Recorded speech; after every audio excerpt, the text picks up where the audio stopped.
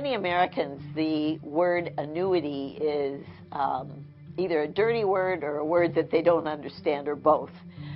In its simplest terms, an annuity is an insurance contract where you, the policyholder, give a certain sum of money to an insurance company, and the insurance company promises to pay you until you die. That's the simplest, plain vanilla life annuity. It's lifetime income for as long as you shall live. So it's based on the law of large numbers. We don't know exactly when we're going to live to or die by, but on average, we can figure that if we happen to keep on living, we will be supported by that insurance pool. And that's the essence of the annuity. It's not an investment, it's insurance. Have you ever noticed a lifetime income annuity has a lot higher payout rate than the interest rate? How can they do that? How can an insurance company who buys the same bonds and stocks as everybody else pay so much a greater rate of return? The answer is they pay it only for as long as you live, but they take that return that they're getting, the extra return, and spread it among the people while they're living. And so they're able to give not only the interest rate that they're earning, but the mortality credits. And as their pool of annuitants gets older, each one of those is more likely to die, and so the mortality credits increase because there are going to be fewer and fewer people to share all that money. And that's how they're able to always have payout rates that are substantially higher than the interest rates. So it could be as little as 2% if you're young, and it can be as high as 15 or 20%, even 25%. So if you're older, so by 25% I mean that you get the interest rate, which nowadays is 2.5%, say, insurance companies are paying, and another 25%. If you happen to wait and get one of these annuities when you're older. I got a simple story of these 5 90-year-old ladies who went on vacation every year. And one year, one lady said, hey, let's each put $100 in this box. We'll tape up the box, and next year we'll go on vacation, we'll bring the box with us, and those of us who are still alive, we'll open the box and we'll split the money. They said, Helen, that's a great idea. So they each put in $100, that's $500, they taped up the box. What do you think happened the next year?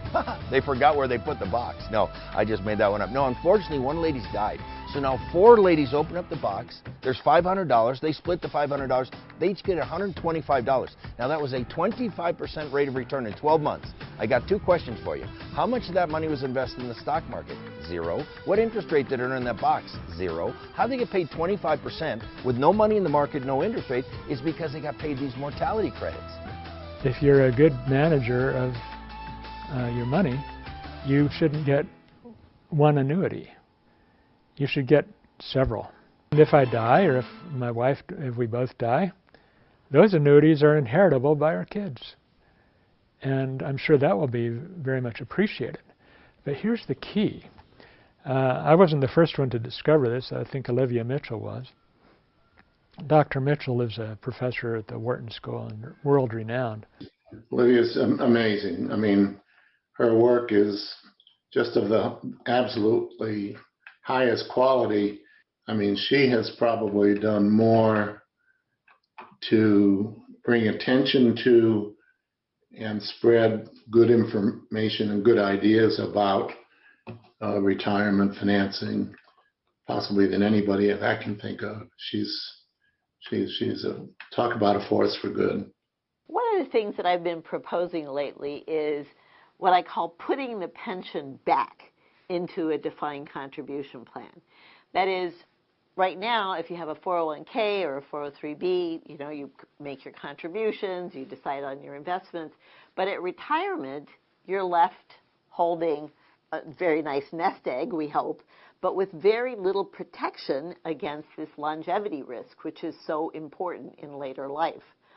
So my proposal that I've worked on with a couple of other economists is to take a certain portion, maybe just 10% of the 401k nest egg, and at age 65, buy yourself a deferred annuity. It costs about 40 when interest rates are really low, 40 to 50% less to fund lifetime income with annuities than it does with stocks and bonds. So my research, what we know is that if you do buy an annuity, say at age 65, just for example, you don't have to convert your entire nest egg into annuity, but say an age 65-year-old woman who buys an annuity with part of her money could consume as much as 40% more in retirement throughout the rest of her life. So that, I think, is really illustrative of the value of the annuity. Definitely agree that most people who are retiring today, where their retirement savings are 401k and IRAs, should seriously consider, committing maybe half or more of that money to a monthly fixed income guaranteed life income annuity.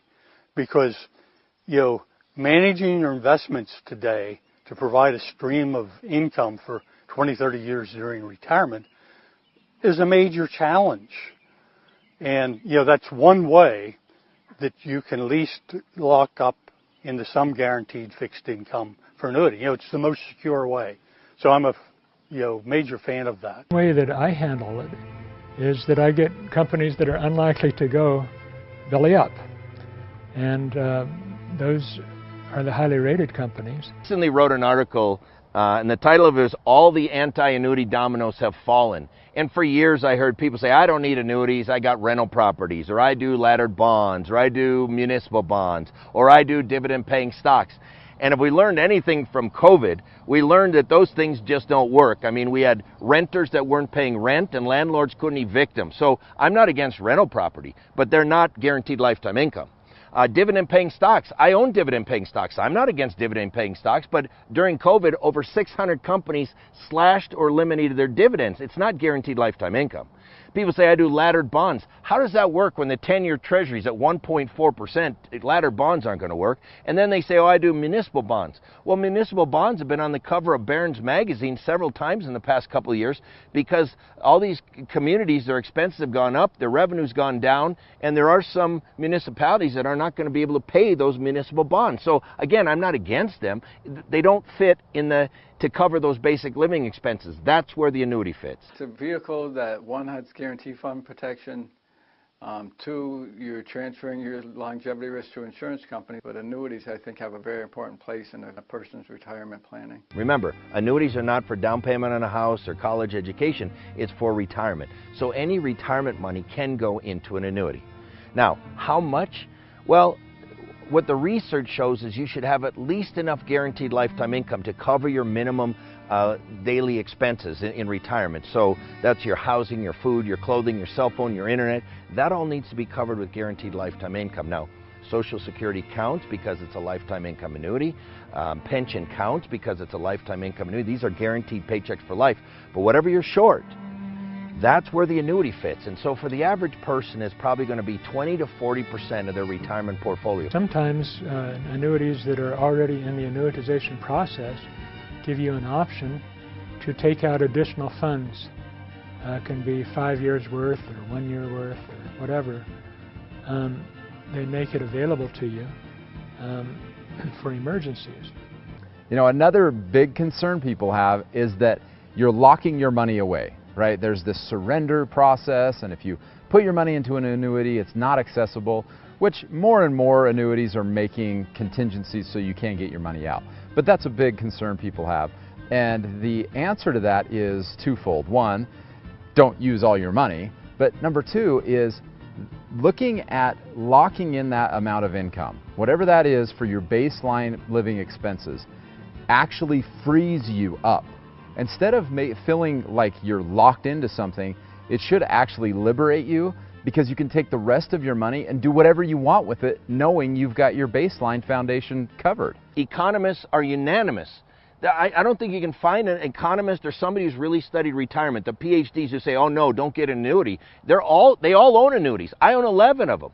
And so I think there are people who have agendas that are against annuities. If you buy an annuity, they're not going to get their assets under management fee. And so there are some advisors, even some who call themselves fiduciaries, who are not acting in the best interest of their clients because they're not using annuities.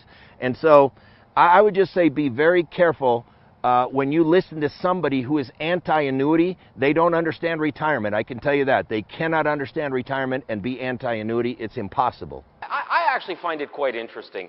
Economists do not agree on anything. I mean, it's actually unbelievable. You go to economic conferences and you'll go into a session and everybody's tearing each other apart. You know, inflation, is it good? Should we have a little bit more or should we keep it low? Disagreement. Minimum wage, is increasing minimum wage a good idea or a bad idea? Economists are disagreeing. Economists on the left and economists on the right, there seems to be only one area in economics where there's almost consensus. It's almost shocking to see it. The value of annuitization at retirement. Almost all economists, no matter what model or frame of mind they're coming to the retirement dilemma with, they'll say, it's a good idea to take a part of your nest egg at retirement and buy a guaranteed source of income, otherwise known as an annuity. And when I initially came into this field and I saw almost a consensus around this, whereas they were disagreeing about almost everything else, I said, there's got to be something there. In fact, I bought one of them myself because I like the idea that if I reach an advanced age, there's that income that's guaranteed that'll supplement my pension and my Social Security benefits. But it's very, very rare to find economists that will come and say, no, we think it's a bad idea to have people buy annuities at retirement.